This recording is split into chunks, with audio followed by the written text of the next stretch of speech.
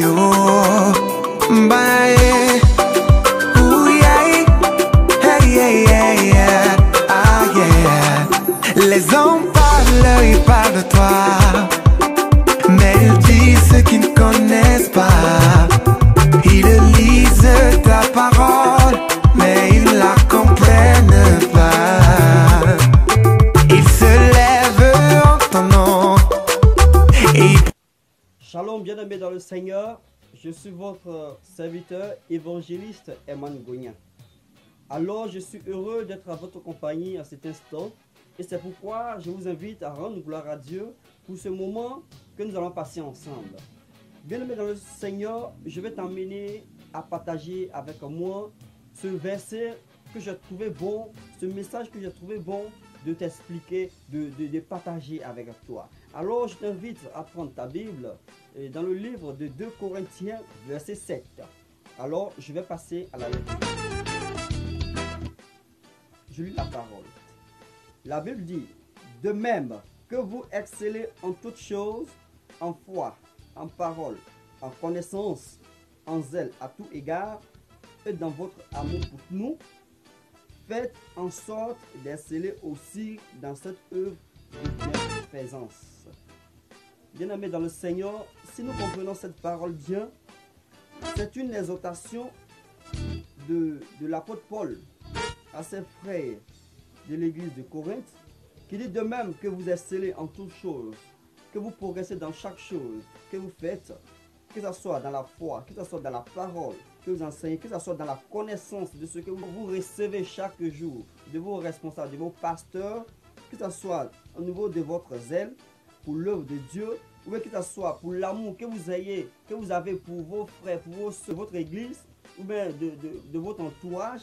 La Bible vous recommande aussi en cet instant d'exceller dans les œuvres de bienfaisance, dans les œuvres bonnes, dans les œuvres qui tendent à rendre service, mais gratuitement, de façon libérale à quelqu'un. Bien aimé, je vais te parler de l'amour de Dieu actuellement. Je vais te parler de quelque chose, peut-être que tu pratiques, mais pas assez. Oui, je vais te parler de l'amour qui va t'emmener à donner à d'autres personnes de façon libérale afin d'aider des œuvres de bienfaisance, d'aider les gens. Bien aimé, je vais t'emmener à pratiquer l'amour au sens propre de la Bible. Au sens propre de la Bible qui est de donner sans rien attendre en retour, qui est de manifester l'amour, qui est de rendre service aux gens, aux orphelins, aux pauvres, aux veuves. Les œuvres de bienfaisance. C'est quoi? Balayer le temple, rendre visite, aider les frères en difficulté, aider les soeurs en difficulté, aider les orphelins en difficulté, des veuves consacrées, des veufs en difficulté, des veuves qui ne se sont pas remariées, qui sont restés saints à la mémoire de leurs épouses disparues. Aider ces veuves avec des enfants à la charge, aider ces personnes qu'on appelle enfants de rue, aider ces personnes qui chaque fois dans les églises, dans les lieux de culte, souffrent, aider ces personnes qui viennent les ventres vides à l'église, qui s'efforcent, qui adressent à l'Éternel des chants d'adoration, de louanges, ayant des situations difficiles. C'est ça des œuvres de bienfaisance. Aidez votre église à croître spirituellement autant que physiquement. Aidez vos responsables en proposant des idées, en proposant des projets pouvant amener l'église, votre organisation, votre organisme à aller de l'avant. C'est ça l'œuvre de bienfaisance. Bien-aimé dans le Seigneur, ça vient, je suis évangéliste Eman Gognan, mais je suis membre de cette structure-là que nous appelons Jésus aide-moi Côte d'Ivoire, qui fait la promotion de l'amour de Dieu, l'amour véritable de Dieu. Tu peux te joindre à nous. Tu peux te joindre à nous pour parler de l'amour, de la paix dans nos églises, de la paix dans les maisons, de la paix dans la famille, dans les foyers des chrétiens. Parler du véritable amour.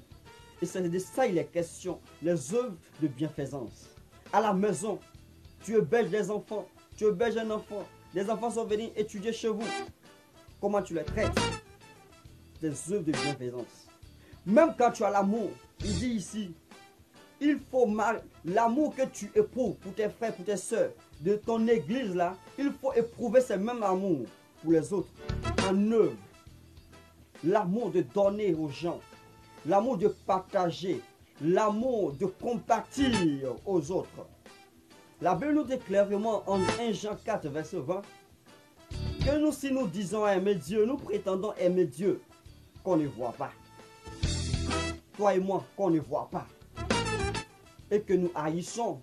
Nous n'essayons même pas de donner, de manifester l'amour propre, au sens littéral, à ces frères, à ces soeurs que nous voyons là, ceux que nous sommes des menteurs. Donc, bien aimés, pour ne pas faire partie de ces frères, de ces soeurs, qui se trompent à chaque fois, disant j'aime Dieu, de leur bouche qui ne manifestent pas leur amour, de façon concrète, par des œuvres, il faut te ranger à notre côté. Je vais dire, aux côtés de ces personnes-là qui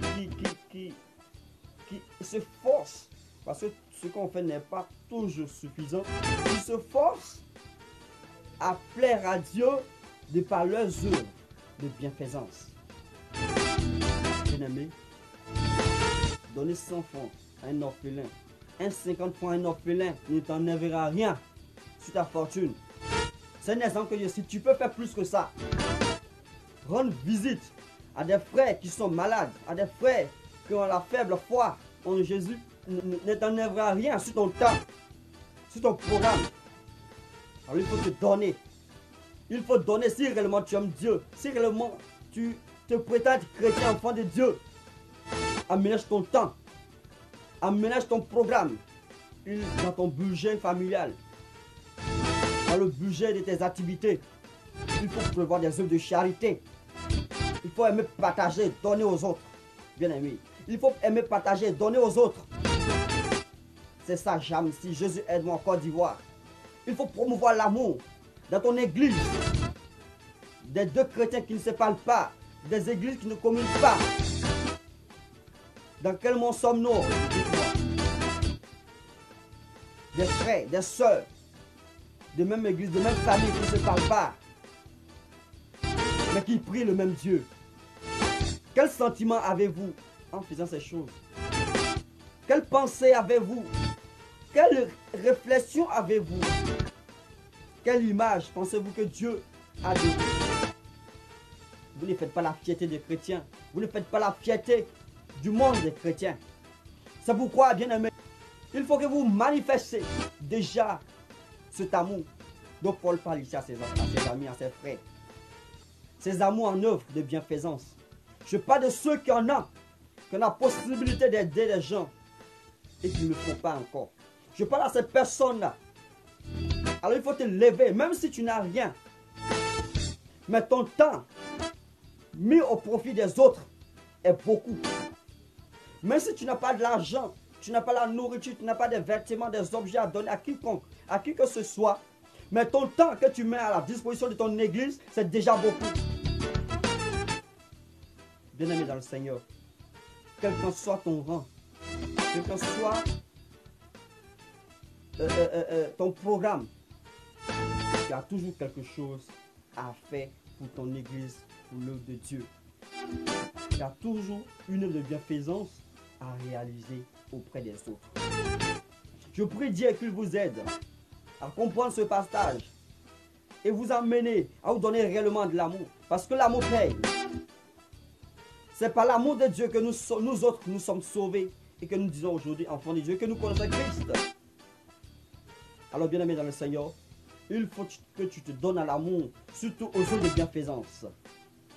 Parce que lorsque tu aides un à devenir quelqu'un, lui aussi va aider un. Et on va éradiquer peu à peu dans le monde chrétien la pauvreté, la misère, la galère, la souffrance, le chômage. Bien-aimé, que tu sois élève, que tu sois étudiant, que tu sois pasteur, que tu sois prédicateur, moniteur, évangéliste, apôtre, prophète, tu as ton rôle à jouer dans l'œuvre de l'amour, dans l'œuvre de la charité dans les églises. Joignez Jamsi, rejoignez Jamsi. demandez assistance à Jamsi. La structure qui déjà a commencé à faire de l'œuvre de l'amour dans les églises, dans les communautés. Toi qui m'écoutes, qui ne vas pas encore à l'église, rappelle-toi qu'il est temps pour toi que tu te ressaisisses si tu entends cette parole. Que tu reviennes à Christ et que tu te donnes réellement à Dieu. Tu as des finances, mais tu ne connais pas Jésus. Tu veux investir, mais tu ne connais pas Jésus. Approche-toi d'une église. Investis dans l'église. Il n'y a pas de meilleure manière d'investissement nulle part ailleurs que dans l'œuvre de Dieu. Et quand tu investis, ne t'attends rien. Dieu te bénira. Dieu te fortifiera et tes affaires prospéreront. Amen. Bien-aimé, tu m'entends de là où tu es. Et que tu reviens sur le chemin. Sur la vraie œuvre à construire, l'œuvre de bienveillance, l'œuvre de l'amour, l'œuvre de la charité, l'œuvre de partage. Je prie que Dieu t'aide à comprendre cette parole, ce message. Et que tu sois compté parmi nous, parmi ceux qui ont le souci d'aider les autres, parmi ceux qui ont le souci d'avoir un monde meilleur, parmi ceux qui ont le souci d'éradiquer la pauvreté carrément de nos églises. Je ne parle pas d'une seule église, je ne parle pas de réveil, je ne parle pas de USO, je ne parle pas d'Assemblée de Dieu, je ne parle pas de baptiste, je parle de l'église évangélique en général, je parle du monde chrétien. Amen. Et saisis-toi, viens à Jésus, commence l'œuvre. De là où tu es, tu peux nous contacter, on peut t'assister, on peut te dire ce qu'il faut faire. Va voir ton pasteur, il a beaucoup de choses à te dire sur ce sujet. Et tu comprendras peut-être mieux ce que je suis en train de te dire. Il t'éclairera peut-être mieux ce que je suis en train de te dire. Mais mon souci, notre souci, nous, membres de Jamsi, responsables de Jamsi, est que vous donnez à l'œuvre de l'amour, de la charité. Que Dieu vous bénisse. Amen. Mais moi je te connais.